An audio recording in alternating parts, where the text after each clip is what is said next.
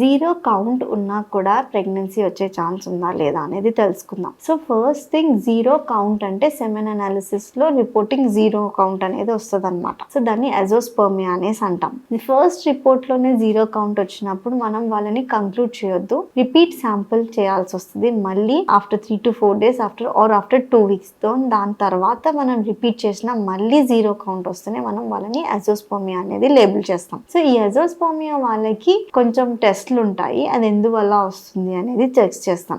In case వాళ్ళకి sugar వల్లనో, diabetic high ఉండడం వల్లనో, లేదా హైపర్ టెన్షన్ వల్లనో, లేదంటే ఏదైనా ఇన్ఫెక్షన్ వల్లనో ఉండడం జరిగినట్లయితే దీన్ని ఫస్ట్ మనం రెక్టిఫై చేసుకొని దాని తర్వాత రిపీట్ చేసుకుంటే చాలా వరకు అజోస్పర్మియా కూడా నార్మల్ అప్ టు ఆలిగోస్పర్మియాకి స్పర్మ్స్ వచ్చే ఛాన్స్ ఉంటుంది అనమాట. సో ట్రీట్మెంట్ ఇచ్చిన తర్వాత కూడా మళ్ళీ అజోనే ఉన్నట్లయితే వాళ్ళకి టీజా స్పర్మ్స్ అంటే స్పర్మ్స్ ప్రొడ్యూస్ అయ్యే దగ్గర నుంచి డైరెక్ట్గా మనము స్పర్మ్స్ తీసుకొని వాళ్ళకి ఎంబ్రియోస్ తయారు చేయడం జరుగుతుంది అనమాట. సో వాళ్ళ ఓన్ జెనెటిక్ మెటీరియల్ అంటే వాళ్ళ ఓన్ స్పర్మ్స్తో వాళ్ళ ఓన్ బేబీస్ కూడా మనం తయారు చేసే ఛాన్స్ ఉంటుంది.